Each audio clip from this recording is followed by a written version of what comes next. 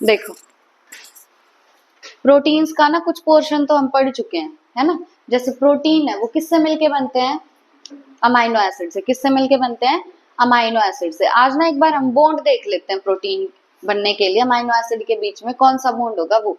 Amino acid का structure क्या होता है, पहले क्या आएगा, एक बोलो कार्बन, कार्बन के ऊपर लगा होगा एक हाइड्रोजन, कार्बन है, कार्बन के ऊपर लगा होगा एक हाइड्रोजन, ठीक है। एक लगा होगा आर ग्रुप, यहाँ पे लगा होगा COOH, यहाँ पे लगा होगा NH2, क्या लगा होगा NH2, ठीक है। ये हमारा हो गया फर्स्ट अमाइनो एसिड। अब इधर हम बनाते हैं सेकेंड अमाइनो एसिड। यहाँ भी क्या आएगा, कार्बन, यहाँ पे H, यहाँ पे R। अब दो अमाइनो एसिड अलग किसके बेसिस पे होते हैं, R के बेसिस पे, तो इसको बोल देते हैं R1 और इसको बोल देते हैं R2, ठीक है। तो ये दोनों अमाइनो एसिड अलग अलग हो गए। यहाँ पे भी क्या आएगा COOH, यहाँ पे क्या आएगा NH2। अब प्रोटीन कब बनता है, जब अमाइनो एसिड जुड़ते हैं, और जुड़ने के लिए बनना होगा बॉन्ड को। किसको बनना होगा, बॉन्ड को। तो इनके बीच में एक बॉन्ड बनेगा। बॉन्ड बनने के लिए यहां से हमें निकालना होगा वाटर। क्या निकालना होगा, वाटर निकालना होगा। वाटर निकालने के लिए यहां से निकलेगा एक H और यहां से OH, यहां से H और यहां से OH।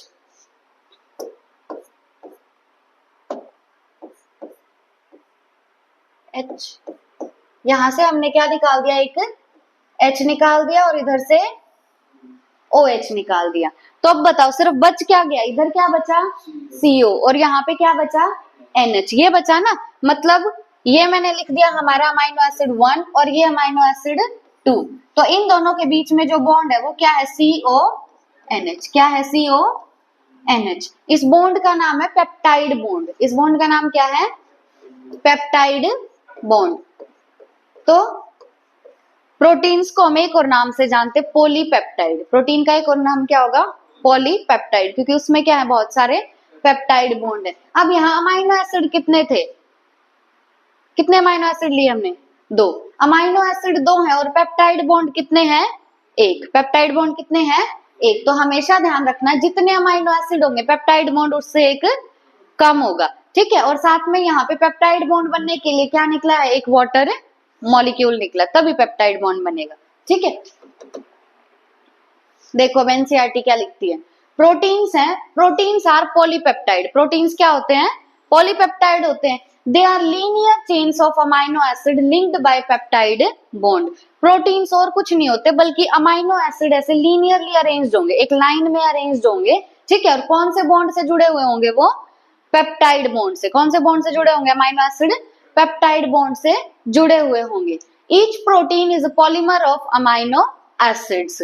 अब जैसे तुमने केमिस्ट्री में पढ़ा होगा, एक पॉलीमर होता है और एक मोनोमर होता है ना। जब बहुत सारे मोनोमर जुड़ जाते हैं तो क्या बनता है, एक पॉलीमर बनता है। अब जैसे प्रोटीन है वो एक पॉलीमर है, लेकिन उसकी मोनोमेरिक यूनिट क्या है, अमाइनो एसिड। यानी प्रोटीन एक पॉलीमर है और वो अमाइनो एसिड से मिलके बना हुआ है। तो अमाइनो एसिड है मोनोमर और प्रोटीन है एक पॉलीमर, ठीक है।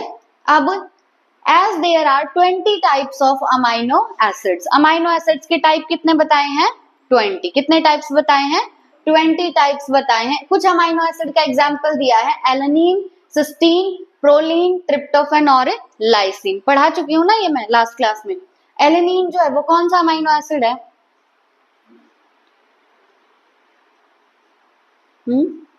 गावली याद कराया था, उसमें था एलेनिन, गावली में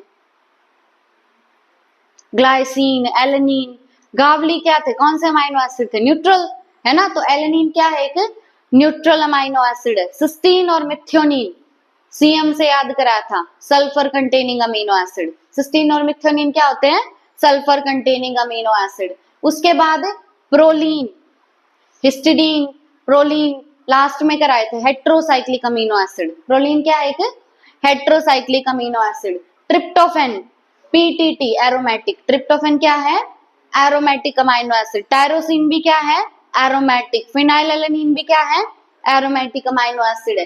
लाइसिन, लाइसिन और आर्जिनिन क्या है, बेसिक अमीनो एसिड है, ठीक है। एलेनिन क्या है, neutral. Cysteine sulphur containing, proline heterocyclic. Proline क्या है? Heterocyclic. Tryptophan aromatic. Lysine basic amino acid है। कितने टाइप के अमाइनो एसिड बताया एनसीईआरटी ने? 20 टाइप के। ठीक है। प्रोटीन क्या होते हैं? पॉलीमर, और उनकी मोनोमेरिक यूनिट क्या होगी? Amino acids. ठीक है। अब protein is a heteropolymer and not a homopolymer. Protein जो होता है वो एक हेट्रोपॉलीमर होता है, होमोपॉलीमर नहीं होता। होमोपॉलीमर का मतलब क्या है? जिसके सारे मोनोमर सेम हो, लेकिन प्रोटीन में ऐसा नहीं होता। प्रोटीन यूं थोड़ी है कि सारा जो अमीनो एसिड है वो एलेनिन एलेनिन जुड़ गया, ऐसे नहीं होता। प्रोटीन कैसे बनेगा? उसमें एलेनिन भी होगा, वैलिन भी होगा, अलग अलग मोनोमेरिक यूनिट होंगी। तो प्रोटीन जो होता है वो एक हेट्रोपॉलीमर होता है। क्या होता है? हेट्रोपॉलीमर। होमोपॉलीमर प्रोटीन नहीं होता। A homopolymer has only one type of monomer repeating n number of times. Homopolymer में तो क्या होगा? सेम टाइप के ही मोनोमर जुड़े होंगे, पर हेट्रोपॉलीमर में अलग अलग टाइप के मोनोमर जुड़े होंगे। सिंपल है ये बात। This information about the amino acid content is important as later in your nutrition lessons you will learn that certain amino acids are essential for our health and they have to be supplied through our diet. Hence dietary proteins are the source of essential amino acids. देखो, amino acids को ना हम 3 categories में बांटते हैं। एक होती है एसेंशियल अमाइनो एसिड, एक होती है नॉन एसेंशियल अमाइनो एसिड, और एक होते हैं सेमी एसेंशियल अमाइनो एसिड। तीनों बहुत इंपॉर्टेंट है, तीनों के नाम याद करेंगे। बताया मैंने तुम्हें पहले? एसेंशियल नॉन एसेंशियल नहीं बताए? बताए थे?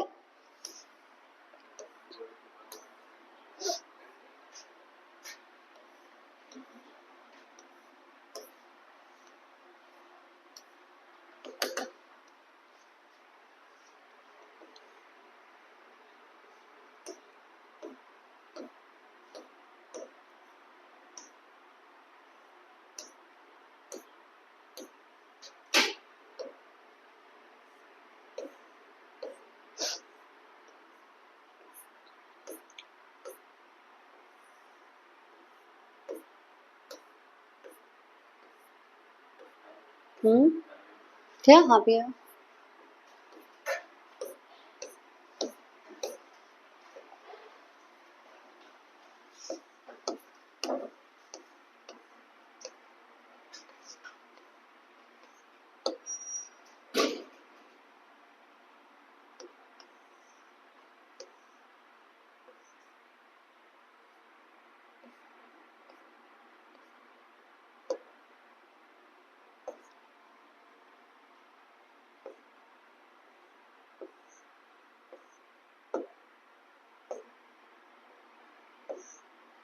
एसिड कहाँ गए भाई?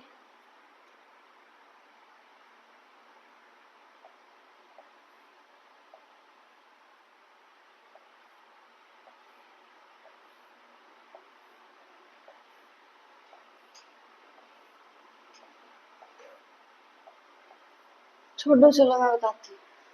देखो, अमाइनो एसिड जो है उनकी हमें जरूरत है या हमें जरूरत नहीं है, उस बेसिस पे अमाइनो एसिड 3 टाइप के हैं। कितने टाइप के हैं? 3 टाइप के। अब एक होते हैं essential amino acid. Essential word का मतलब क्या है? जरूरत होना। एसेंशियल का मतलब क्या है? जरूरत होना। हमें किस चीज की जरूरत होगी? एक तो ऐसी चीज है जो हमारी बॉडी बना रही है, और एक ऐसी चीज है जो हमारी बॉडी नहीं बना रही। तो हमें जरूरत किसकी होगी? जो नहीं बना रही। जो हमारी बॉडी में बन रहा है उसकी तो हमें जरूरत है ही नहीं। तो ऐसे अमाइनो एसिड जो हमारी बॉडी के अंदर ही बन रहे हैं, उनकी हमें जरूरत नहीं है बाहर से लेने की, तो वो होते हैं नॉन एसेंशियल अमाइनो एसिड। ठीक है। लेकिन ऐसे अमाइनो एसिड जो हमारी बॉडी नहीं बना रही, उनको हमें बाहर से लेना पड़ेगा, अपनी डाइट में इंक्लूड करना पड़ेगा, वो होते हैं एसेंशियल अमाइनो एसिड। ठीक है। तो एसेंशियल अमाइनो एसिड याद कर लेंगे हम, बाकी जो बच गए वो नॉन एसेंशियल अमाइनो एसिड हो जाएंगे। ठीक है। तो एसेंशियल अमाइनो एसिड में हमारे पास आएगा, इसको एक ट्रिक से याद करते हैं। Let's make love together in the Valentine park.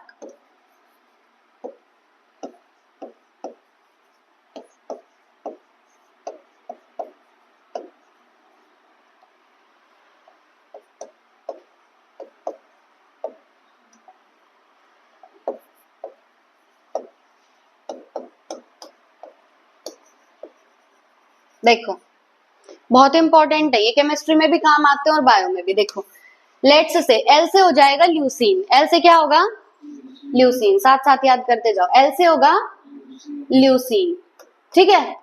M से होगा मेथियोनिन, एम से क्या होगा मेथियोनिन।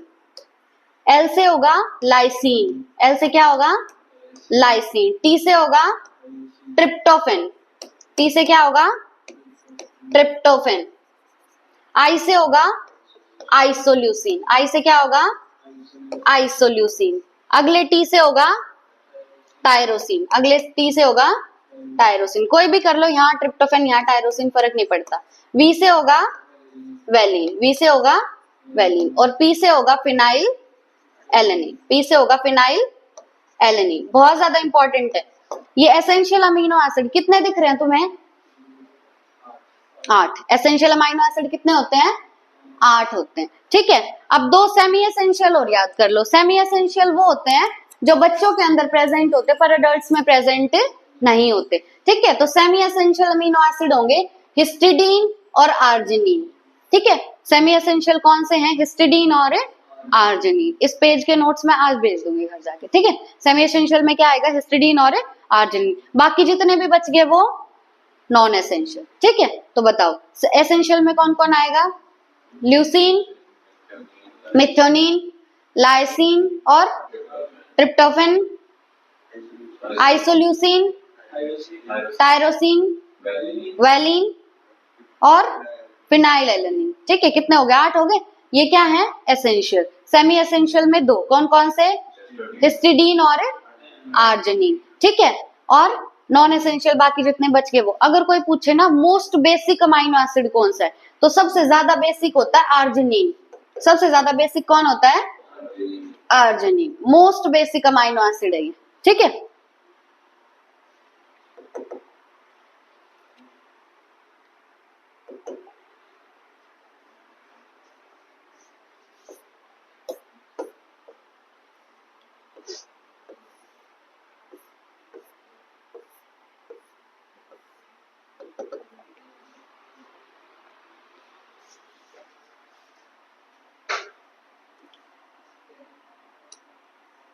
देखो क्या बताया गया है यहाँ पे कि अमाइनो एसिड के बारे में हेल्थ मतलब बाहर से डाइट से हमें कौन से लेने पड़ेंगे नॉन एसेंशियल, सॉरी डाइट से हमें कौन से लेने पड़ेंगे एसेंशियल, जिनकी हमें जरूरत है। और जो हमारी बॉडी में बन रहे वो होंगे नॉन एसेंशियल। तो एसेंशियल अमीनो एसिड को हम एक और नाम से जान सकते हैं डाइटरी अमीनो एसिड या डाइटरी प्रोटीन, मतलब जिनको हम हमारी डाइट में इंक्लूड करते हैं, ठीक है। तो एसेंशियल की हमें बाहर से जरूरत है, नॉन एसेंशियल की हमें बाहर से जरूरत नहीं है। Therefore, amino acid can be essential or non-essential. The later are those which our body can make while we get essential amino acid through our diet या food। पता चल गया है तो हमें। Proteins carry out many function in living organism. Some transport nutrients across cell membrane. Some fight infectious organisms. Some are hormones. Some are enzymes, etc. अब ये table दी हुई है, हद से ज्यादा इंपॉर्टेंट है ये टेबल, याद करो साथ साथ। देखो ये सारे है ना हमें प्रोटीन दिए हुए, कितने हैं टोटल 6। ये 6 के 6 क्या है प्रोटीन। तो पहली बात तो क्वेश्चन ये बन सकता है, वो यूं पूछेंगे एंटीबॉडी, एंटीबॉडी बताओ नेचर कैसा है, प्रोटीन है, एंजाइम है, कार्बोहाइड्रेट है, क्या है। तो एंटीबॉडी नेचर में क्या है प्रोटीन। तो ये 6 के 6 क्या दिए हुए हैं प्रोटीन दिए हुए हैं। अब इनके काम भी बहुत इंपॉर्टेंट है। पहला है कोलेजन।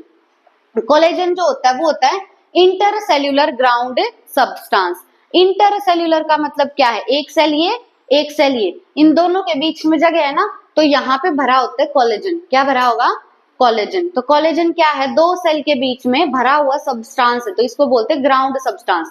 और 2 सेल के बीच में है, ना कि एक सेल के अंदर, इसीलिए वर्ड या क्या यूज किया है इंटरसेल्यूलर, ठीक है। तो कोलेजन का काम क्या है, ये है इंटरसेल्यूलर ग्राउंड सब्सटेंस। कोलेजन का नेचर क्या है प्रोटीन। क्या है कोलेजन का नेचर प्रोटीन। सेकेंड आता है ट्रिप्सिन। नाम से ही पता चल रहा है ट्रिप्सिन है एक एंजाइम। ट्रिप्सिन क्या है एक एंजाइम है, ठीक है, एंजाइम की तरह काम करेगा ये। दूसरा है इंसुलिन। इंसुलिन क्या है एक हार्मोन, पता है ये तो हमें, इंसुलिन क्या है एक हार्मोन। फोर्थ है एंटीबॉडी। एंटीबॉडी जो है वो इन्फेक्शियस एजेंट्स से फाइट करता है। तुम तो ह्यूमन हेल्थ पढ़ चुके हो, पता है तुम्हें। तो एंटीबॉडी का काम क्या है कोई भी बाहर से एंटीजन आया उसके साथ फाइट करना। तो एंटीबॉडी जो है वो एक प्रोटीन होता है जो इन्फेक्शियस एजेंट्स से फाइट करता है। नेक्स्ट है रिसेप्टर। रिसेप्टर जो है इसका काम होता है सेंसरी रिसेप्शन, जैसे स्मेल, टेस्ट और हार्मोन। रिसेप्टर क्या है, हमारी बॉडी में अलग अलग जगह पे प्रेजेंट होते हैं, जैसे टंग में प्रेजेंट होगा, मतलब एक रिसेप्टर प्रेजेंट है, जैसे ही बाहर से कुछ भी आएगा वो उसके साथ बाइंड कर जाएगा रिसेप्टर के साथ, ठीक है। तो रिसेप्टर का काम क्या है, सेंसरी रिसेप्शन। मतलब हमने मीठा खाया, हमें मीठा क्यों फील हुआ, वो क्योंकि हमारी टंग में उस मीठी चीज के लिए रिसेप्टर प्रेजेंट थे, है ना। जब बाहर से वो मीठी चीज आई, उस रिसेप्टर के साथ बाइंड की, तब हमारी बॉडी में सेंसेशंस हुई कि ये चीज कैसी है, मीठी है, समझ रहे हो। तो इसी तरीके से कोई हार्मोन बॉडी में रिलीज होता है तो वो भी बाइंड करता है रिसेप्टर से। तो रिसेप्टर्स का भी नेचर कैसा है, प्रोटीन। काम क्या है इनका, सेंसरी रिसेप्शन। उसके बाद मोस्ट इंपॉर्टेंट GLUT4, क्या है लास्ट, GLUT4, नीट में आया हुआ क्वेश्चन है ये। Enables glucose transport into cells. Cells के अंदर ग्लूकोज का ट्रांसपोर्ट होता रहे, इस चीज को अलो कौन करेगा, GLUT4। इसके अलग अलग टाइप होते हैं, शायद 12 टाइप होते हैं इसके, तो यहाँ पे क्या दिया हुआ है इन्होंने, GLUT4, ठीक है। GLUT4 का काम क्या है, ये सेल्स के अंदर ग्लूकोज के ट्रांसपोर्ट को अलो करेगा, अनेबल करेगा, ठीक है। कितने प्रोटीन देखे हमने इस टेबल में, 6। पहला कौन सा है, कोलेजन। कोलेजन जो है वो क्या है, इंटरसेल्यूलर ग्राउंड सब्सटेंस। सेकंड क्या था, ट्रिप्सिन। ट्रिप्सिन क्या है, एक एंजाइम है, मतलब वो एंजाइम की तरह काम करता है, नेचर क्या है उसका, प्रोटीन, ठीक है। नेक्स्ट क्या है, इंसुलिन। इंसुलिन क्या है, एक हार्मोन, है ना, मतलब इंसुलिन एक प्रोटीन है जो कि किसकी तरह काम करता है, हार्मोन की तरह, ठीक है। नेक्स्ट क्या था, एंटीबॉडी, ये इन्फेक्शियस एजेंट से फाइट करेगा। नेक्स्ट क्या था, रिसेप्टर्स, जो कि सेंसरी रिसेप्शन करवाएंगे। उसके बाद क्या था, GLUT4। GLUT4 क्या अनेबल करता है, glucose transport into the cells, ठीक है। Collagen is the most abundant protein in animal world and ribulose, bisphosphate, carboxylase, oxygenase, that is Rubisco, is the most abundant protein in the whole of the biosphere। देखो अगर हम बात करें पूरे world की, पूरे एनिमल वर्ल्ड की, तो पूरे एनिमल वर्ल्ड में, प्लांट्स वगैरह की बात नहीं कर रहे हम, सिर्फ एनिमल वर्ल्ड की अगर बात करें तो उसमें सबसे ज्यादा जो प्रोटीन मिलता है हमें पूरे एनिमल वर्ल्ड में वो है कोलेजन। क्या है वो, कोलेजन, ठीक है। तो एनिमल वर्ल्ड में सबसे ज्यादा कौन सा प्रोटीन मिलता है, कोलेजन। लेकिन अगर पूरे बायोस्फीयर की बात करें, मतलब प्लांट, एनिमल, इंसेक्ट वगैरह सब मिला के अगर बात करें, तो सबसे ज्यादा कौन सा प्रोटीन मिलता है, रुबिस्को। कौन मिलता है, रुबिस्को। अब रुबिस्को ना हम प्लांट फिजियो में पढ़ते हैं, बहुत ज्यादा इंपॉर्टेंट है, 11th वालों को मैं पढ़ा भी रही हूँ अभी। रुबिस्को की फुल फॉर्म होती है राइबुलोज, बिसफॉस्फेट, कार्बोक्सिलेज, ऑक्सीजनेज। क्या है, राइबुलोज, बिसफॉस्फेट, कार्बोक्सिलेज, ऑक्सीजनेज। मुश्किल नहीं है नाम, देखो पहला वर्ड क्या है, राइबुलोज। देखो इधर ध्यान दो, पहला वर्ड क्या है, राइबुलोज। तुम याद करके बताओ, राइबुलोज है तो कितने कार्बन होंगे, 5। कितने कार्बन होंगे, 5। मतलब इसमें 5 कार्बन होते हैं, इसीलिए हमने इसका नाम क्या दिया, राइबुलोज। तो पहला वर्ड हो गया राइबुलोज। उसके बाद इसमें 2 फॉस्फेट होते हैं, कितने फॉस्फेट होंगे, 2, इसीलिए हम क्या लिख देंगे, बिस फॉस्फेट। क्या लिख देंगे, बिस फॉस्फेट लिख देंगे, ठीक है। अब इसकी एक स्पेशल प्रॉपर्टी होती है कि ये कार्बन डाइऑक्साइड के साथ भी बाइंड कर सकता है और ऑक्सीजन के साथ भी बाइंड कर सकता है। क्या है स्पेशल प्रॉपर्टी, कार्बन डाइऑक्साइड के साथ भी बाइंड कर सकता है और ऑक्सीजन के साथ भी, इसीलिए हम लिखेंगे कार्बोक्सिलेज। मतलब किसके साथ बाइंड कर सकता है, कार्बन डाइऑक्साइड के साथ, और ऑक्सीजन के साथ भी कर सकता है, इसीलिए ऑक्सीजिनेज। तो पूरा नाम क्या हुआ रुबिस्को का, राइबुलोज, बिसफॉस्फेट, कार्बोक्सिलेज, ऑक्सीजनेज, ठीक है।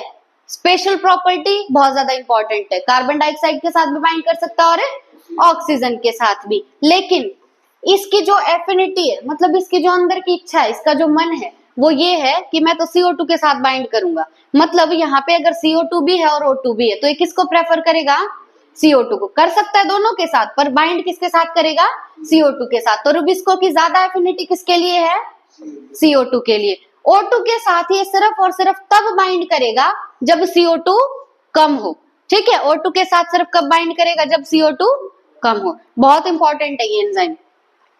अगर सिर्फ एनिमल वर्ल्ड की बात करें तो मोस्ट अबंडेंट प्रोटीन कोलेजन, क्या होगा? कोलेजन होगा। लेकिन पूरे बायोस्फीयर की प्लांट वगैरह सब मिला के तब बात करें तो most abundant Rubisco. Special property CO2 और O2 दोनों के साथ बाइंड कर सकता है, पर एफिनिटी ज्यादा किसके लिए है? CO2 के लिए। एक बार पॉज करना है मैच।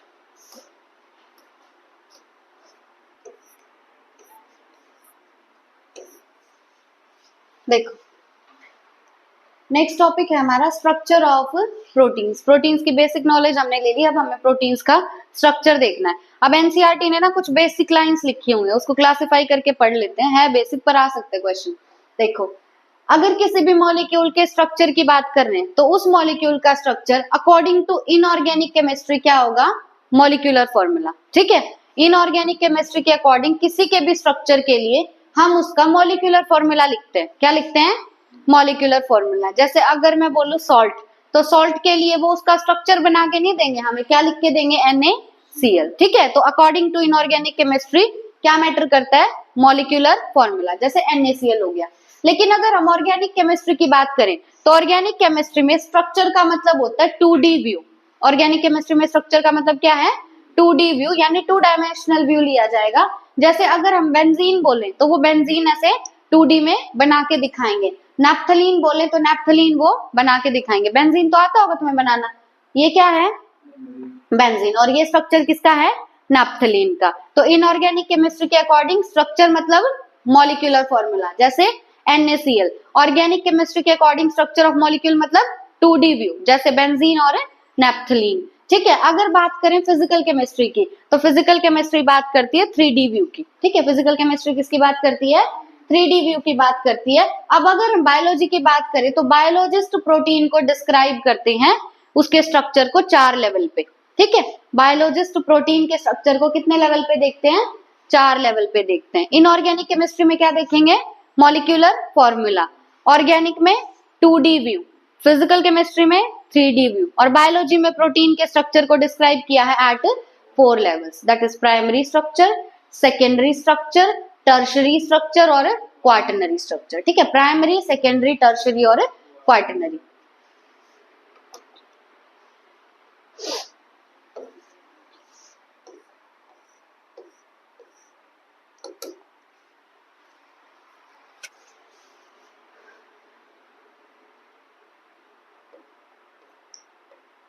देखो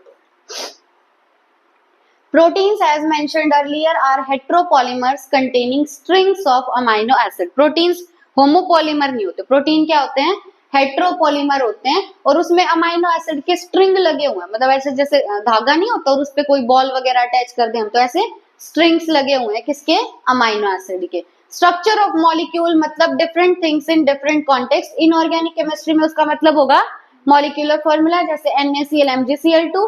ऑर्गेनिक केमिस्ट्री में 2D व्यू होगा।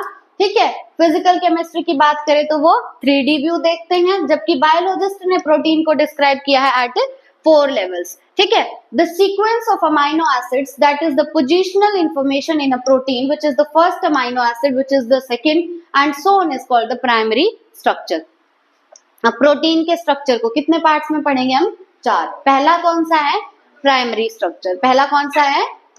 Primary structure. देखो प्राइमरी स्ट्रक्चर में अमाइनो एसिड्स ऐसे अरेंज होते हैं, ये पहला अमाइनो एसिड, ये दूसरा, ये तीसरा, ये फोर्थ एंड सो ऑन। इनके बीच में कौन सा बॉन्ड होगा? Peptide bond. कौन सा बॉन्ड होगा? पेप्टाइड बॉन्ड होगा। तो प्राइमरी स्ट्रक्चर में क्या है? प्रोटीन बस ऐसे सीधे सीधे लीनियरली अरेंज्ड है। अब तक प्रोटीन में कोई भी फोल्डिंग नहीं हुई है, बिल्कुल सीधे प्रोटीन। तो अगर तुम्हें अमाइनो एसिड का नंबर काउंट करना है या तुम्हें बताना है कि फर्स्ट अमाइनो एसिड कौन सा है, सेकंड कौन सा है, तो कौन सा स्ट्रक्चर बेस्ट रहेगा? प्राइमरी। कौन सा स्ट्रक्चर बेस्ट रहेगा? प्राइमरी स्ट्रक्चर बेस्ट रहेगा कि फर्स्ट अमाइनो एसिड ये है, सेकंड ये है, लास्ट ये है। तो किससे काउंट कर सकते हैं? प्राइमरी से। नंबर ऑफ अमाइनो एसिड भी या अमाइनो एसिड कौन कौन से वो भी, क्योंकि सीधे सीधे रखे हुए हैं। अब है a protein is imagined as a line, the left hand represented by the first amino acid and the right hand represented by the last amino acid. जो लेफ्ट हैंड होगा तुम्हारा, अगर मैं ऐसे ऐसे जैसे मैंने बनाया था वो, तो ये लेफ्ट हैंड जो है ये होगा फर्स्ट अमाइनो एसिड, और जो राइट एंड है वो होगा लास्ट अमाइनो एसिड। ठीक है, left end first amino acid, right end last amino acid है। ठीक है, the first amino acid is also called as N terminal amino acid. वैसे कल मैंने बताया था तुम्हें, ये याद है? देखो, जैसे जो ये पेप्टाइड बॉन्ड बना था तुम्हारा CONH करके, यहाँ पे क्या लगा हुआ था? कार्बन, यहाँ पे R, यहाँ पे H, यहाँ पे NH2, है ना? अब बताओ, यहाँ जो मान लो ये फर्स्ट अमाइनो एसिड और ये लास्ट अमाइनो एसिड है। ठीक है, तो यहाँ पे क्या होगा? कार्बन, यहाँ पे H, यहाँ पे R, यहाँ पे COH। अब तुम सोच के बताओ, क्या फर्स्ट अमाइनो एसिड का NH2 किसी के साथ बॉन्ड बनाएगा? नहीं बनाएगा ना, तो ये होगा फ्री। ये क्या होगा? फ्री। तो ये हमारा फर्स्ट अमाइनो एसिड है और इसका कौन सा एंड फ्री है? N। तो इसको बोलते हैं एन टर्मिनल। क्या बोलते हैं? एन टर्मिनल बोलते हैं। जबकि जो लास्ट अमाइनो एसिड होगा उसका COH फ्री होगा, किसी के साथ भी बॉन्ड नहीं बनाएगा, क्योंकि आगे कोई है ही नहीं, है ना? तो ये COH फ्री है, इसीलिए इसको बोलते हैं C टर्मिनल। क्या बोलते हैं? फर्स्ट अमाइनो एसिड कौन से एंड पे होगा? लेफ्ट एंड पे होगा। लास्ट अमाइनो एसिड कौन से एंड पे होगा? राइट एंड पे होगा। राइट एंड पे कौन सा ग्रुप फ्री होगा? COH। तो राइट एंड को और बोलेंगे C टर्मिनल, लेफ्ट एंड को और बोलेंगे N टर्मिनल। क्या बोलेंगे? N terminal. Last amino acid is called C terminal amino acid. A protein thread does not exist throughout as an extended rigid road. अब जैसे हमने ये देख लिया ना कि यूं सीधे सीधे अरेंज होंगे, तो पूरा प्रोटीन का स्ट्रक्चर यूं नहीं होता कि यूं स्ट्रेट चेन में प्रेजेंट है। इस फॉर्म में प्रोटीन फंक्शनल नहीं होता। अगर कोई भी प्रोटीन प्राइमरी स्ट्रक्चर दिखा रहा है, मतलब वो फंक्शनल नहीं है, वो अपना फंक्शन परफॉर्म नहीं कर सकता। प्राइमरी स्ट्रक्चर का बस एक फायदा है कि वहां पे हम बता सकते हैं कि कौन कौन से अमाइनो एसिड और उनका नंबर कितना है। वो प्रोटीन फंक्शनल नहीं होगा। ठीक है, The thread is folded in the form of a helix similar to a revolving staircase. Of course, only some proteins of the protein thread are arranged in the form of a helix.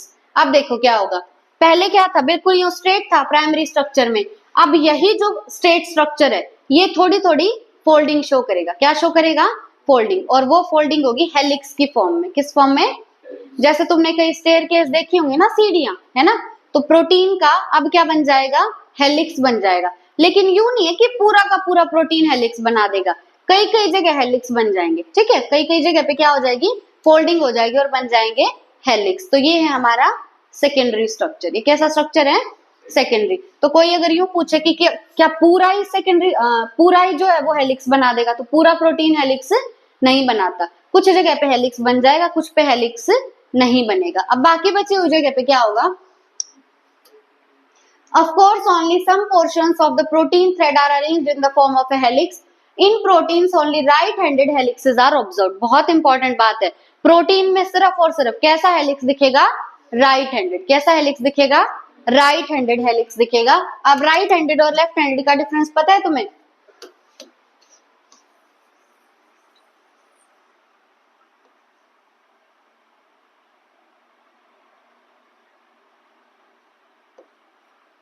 बताओ, ये चीज तुम्हें कैसी दिख रही है? Clockwise या anti clockwise? Anti. कैसी है? Anti clockwise. और ये किस तरफ जा रही है? लेफ्ट हैंड की तरफ जा रही है ना। तो जो एंटी क्लॉकवाइज होता है ना, वो होता है लेफ्ट हैंडेड। एंटी क्लॉकवाइज क्या होता है? Left handed. लेकिन अगर इसी को मैं उल्टा बना दूं, इस एरो को दूसरी तरफ कर दूं, तो वो हो जाएगा क्लॉकवाइज। और क्लॉकवाइज जो होता है वो होता है राइट हैंडेड। क्लॉकवाइज क्या होगा? Right handed. ठीक है, तो स्ट्रेट चेन कैसा था प्रोटीन का? ये था, प्राइमरी स्ट्रक्चर था ये। तो अब कई कई जगह पे क्या होगा? ये हेलिक्स बन जाएगा। पर ये हेलिक्स हमेशा कैसा होगा? Right handed. सेकेंडरी स्ट्रक्चर में हेलिक्स कैसा होगा? हमेशा राइट हैंडेड। मोस्ट इंपॉर्टेंट, या तो राइट हैंडेड बोलेगा या क्लॉकवाइज बोलेगा। ठीक है, या तो राइट हैंडेड या क्लॉकवाइज।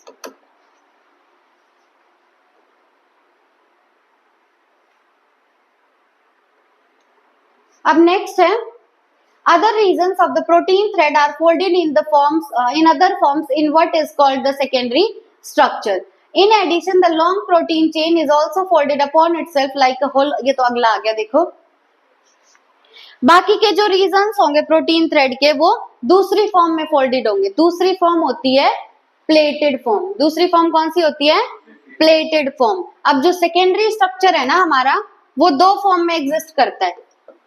देखो प्राइमरी को यू 1 डिग्री भी लिख सकता है, ठीक है, सेकेंडरी को 2 डिग्री भी लिख सकता है। तो सेकेंडरी स्ट्रक्चर दो फॉर्म में एग्जिस्ट करेगा, एक तो अल्फा हेलिक्स और दूसरा हो जाएगा बीटा प्लेटेड, ठीक है, अल्फा हेलिक्स और बीटा प्लेटेड। तो जो हमारा ये स्ट्रेट प्रोटीन था ना प्राइमरी स्ट्रक्चर में, ये स्ट्रेट अब कई जगह तो क्या बना देगा? अल्फा हेलिक्स, और कई जगह क्या बना देगा? Beta pleated. यू भी हो सकता है, या क्या होगा? सिर्फ अल्फा हेलिक्स एग्जिस्ट करेगा और बीटा प्लेटेड एग्जिस्ट करेगा, ठीक है। बीटा प्लेटेड में क्या बनेगी? जैसे एक प्लेट ये बना दी, दूसरी यहां इसके पैरेलल होगी, दिख रही है ना ये पैरेलल तुम्हें? तो बीटा प्लेटेड में क्या होंगी? प्लेट्स एक दूसरे के पैरेलल होंगी। जबकि अल्फा हेलिक्स में क्या बनेगा? हेलिक्स बनेगा। वो हेलिक्स हमेशा कैसा होगा? Right handed. हेलिक्स हमेशा कैसा होगा? Right handed. ये था हमारा सेकेंडरी स्ट्रक्चर, ठीक है। देखो ये जो तुम्हें दिख रहा है स्ट्रेट है ना, ये कौन सा स्ट्रक्चर है? Primary structure. ये वाला एंड फ्री है, नाम क्या होगा? N terminal. ये वाला एंड सी टर्मिनल। इसको या तो प्रोटीन लिखो या पॉलीपेप्टाइड लिखो। उसके बाद सेकेंडरी स्ट्रक्चर में या तो फॉर्म होगी अल्फा हेलिक्स या फॉर्म होगी बीटा प्लेटेड शीट, ठीक है, या तो अल्फा हेलिक्स या बीटा प्लेटेड शीट। अब उसके बाद आएगा कौन सा स्ट्रक्चर? Tertiary structure. नेक्स्ट है टर्शरी स्ट्रक्चर। देखो, in addition the long protein chain is also folded upon itself like a hollow woolen ball giving rise to the tertiary structure। ये याद रखना, hollow woolen ball। Woollen ball मतलब ऊन का गोला है ना, लेकिन वो अंदर से क्या होगा? होलो होगा, खोखला होगा, ठीक है। तो अब सेकेंडरी के बाद क्या होगा कि प्रोटीन अपने आप पर और फोल्डिंग कर लेगा, ठीक है, लेकिन और फोल्डिंग उसने कर तो ली, लेकिन इस फोल्डिंग को रोकने के लिए बीच में बॉन्ड भी तो चाहिए ना। जैसे ये था, इसने अल्फा हेलिक्स बना लिया, अब अल्फा हेलिक्स बनाने के बाद और फोल्डिंग होगी, तो और फोल्डिंग हुई तो उसके लिए बॉन्ड भी तो होने चाहिए बीच में, वरना क्या वो फोल्डिंग रुक पाएगी? नहीं रुकेगी ना वो फोल्डिंग। तो बॉन्ड कौन कौन से बनेंगे यहाँ पे? हाइड्रोजन बॉन्ड और डाइसल्फाइड बॉन्ड। समझ रहे हो मैं क्या कह रही हूँ? देखो जैसे ये एक स्ट्रेट स्ट्रक्चर था, ये स्ट्रक्चर कौन सा था? Primary structure. अब प्राइमरी स्ट्रक्चर से हमारा बन गया अल्फा हेलिक्स। मान लो क्या बन गया? Alpha helix. अगर तुम इनके बीच में बॉन्ड नहीं बनवाओगे तो ये खुल नहीं जाएगा, दोबारा खुल जाएगा ना। तो यहाँ पे बनता है हाइड्रोजन बॉन्ड। कौन सा बॉन्ड बनता है? मतलब सेकेंडरी स्ट्रक्चर में कौन सा बॉन्ड बनेगा? Hydrogen bond. सेकेंडरी स्ट्रक्चर में कौन सा बॉन्ड बनेगा? Hydrogen bond. एनसीईआरटी ने नहीं दिया हुआ, पर वरना ये हेलिक्स खुल जाते है ना। तो ये खुले ना, रुके रहे एक जगह पे, हेलिक्स बना रहे, तो उसके लिए कौन सा बॉन्ड होगा? Hydrogen bond. अब सेकेंडरी स्ट्रक्चर के बाद कौन सा स्ट्रक्चर आता है? टर्शरी। टर्शरी होगा मतलब इसमें और फोल्डिंग होगी, और फोल्डिंग होगी तो और बॉन्ड बनाने पड़ेंगे ताकि वो स्ट्रक्चर मेंटेन रहे। तो टर्शरी स्ट्रक्चर में एनसीईआरटी ने दो ही बॉन्ड दिए हैं, एक तो दिया है डाइसल्फाइड बॉन्ड और एक दिया है हाइड्रोजन बॉन्ड, दो दिए हैं शायद। देखो हाँ, टर्शरी में कौन कौन से दिए हैं? हाइड्रोजन बॉन्ड और डाइसल्फाइड बॉन्ड। अब ना ये डायग्राम देके पूछता है लेबलिंग, ये जो ऊपर वाला ये कौन सा बॉन्ड है? हाइड्रोजन बॉन्ड, और नीचे वाला कौन सा? ऑरेंज वाला डाइसल्फाइड बॉन्ड, ठीक है। याद रखना, ऊपर वाला है हाइड्रोजन बॉन्ड, नीचे वाला डाइसल्फाइड। बहुत आता है ये क्वेश्चन, ऊपर वाला हाइड्रोजन, नीचे वाला डाइसल्फाइड बॉन्ड, ठीक है। अब this gives us a three-dimensional view of a protein. Tertiary structure is absolutely necessary for the many biological activities of proteins। देखो अब टर्शरी स्ट्रक्चर को अगर हम स्टेटमेंट वाइज हमें पहचानना हो तो तीन तरीके से पहचान सकते हैं। पहला स्टेटमेंट में लिखा होगा होलो वुलन बॉल, कि सेकेंडरी के बाद और फोल्डिंग होगी और फोल्डिंग होके स्ट्रक्चर बन गया होलो वुलन बॉल जैसा। मतलब वो स्ट्रक्चर कौन सा है? टर्शरी स्ट्रक्चर है। टर्शरी स्ट्रक्चर में बॉन्ड कौन कौन से बनेंगे? हाइड्रोजन और डाइसल्फाइड बॉन्ड बनेंगे। उसके बाद क्या है कि टर्शरी स्ट्रक्चर जो है वो हमें प्रोटीन का 3D व्यू देता है। टर्शरी स्ट्रक्चर हमें प्रोटीन का कैसा व्यू देगा? 3D view. अब तक प्राइमरी और सेकेंडरी में हमें 3D व्यू नहीं मिला था, ठीक है। टर्शरी हमें कैसा व्यू देगा?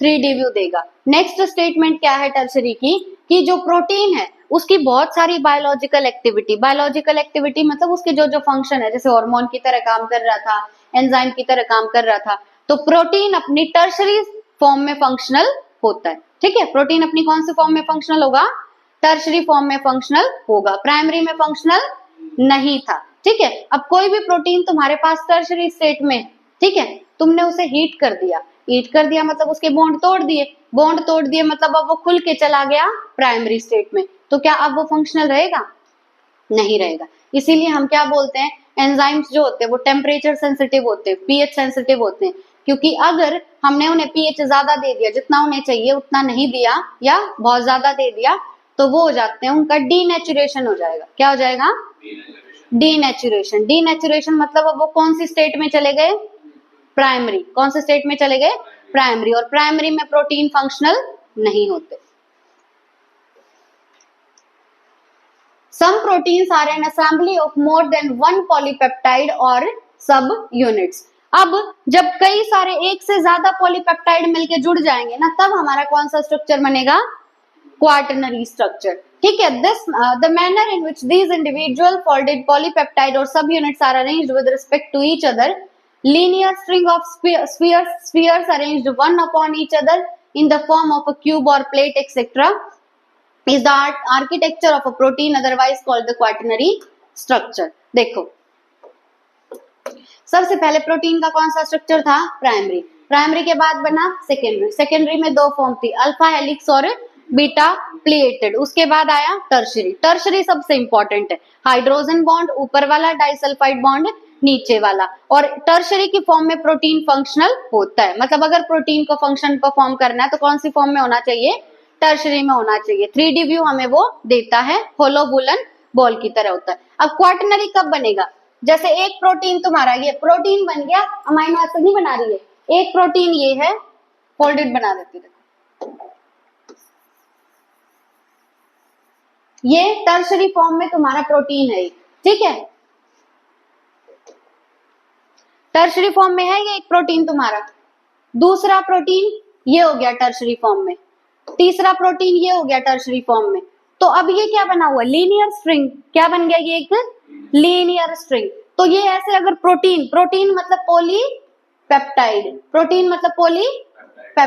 जब बहुत सारे पॉलीपेप्टाइड यू एक लीनियर स्ट्रिंग बना लेंगे तो उसको बोलेंगे क्वाटरनरी स्ट्रक्चर। क्या बोलेंगे, क्वाटरनरी स्ट्रक्चर। पर जरूरी नहीं है लीनियर स्ट्रिंग बनाए, अब ये बहुत सारे पॉलीपेप्टाइड मिलके एक क्यूब लाइक स्ट्रक्चर बना सकते हैं। क्या बना सकते हैं, cube like structure. Solid state पढ़ा है तुमने केमिस्ट्री में,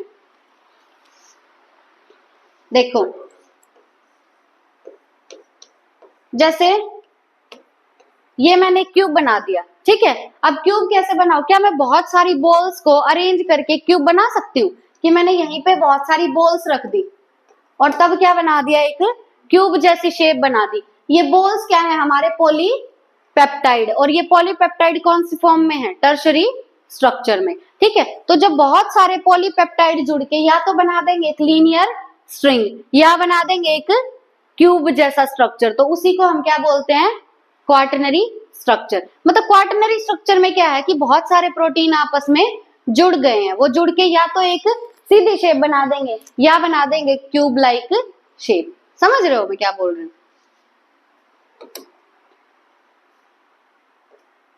हाँ, या तो क्यूब लाइक शेप बनेगी या प्लेट लाइक शेप भी बन सकती है।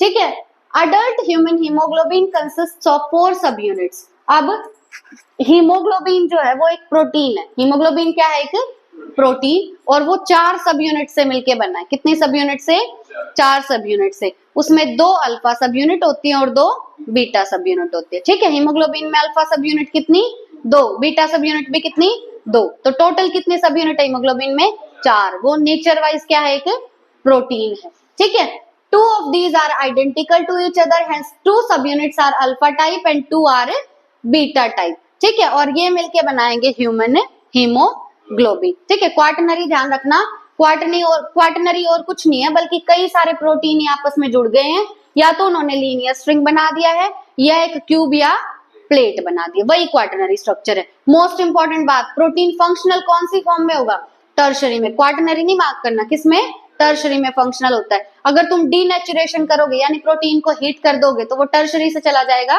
प्राइमरी में और अब फंक्शन परफॉर्म नहीं करेगा। एक बार स्ट्रक्चर और देख लो इसका, ये किसका स्ट्रक्चर है, क्वार्टनरी का स्ट्रक्चर है, ठीक है, बस कर दो।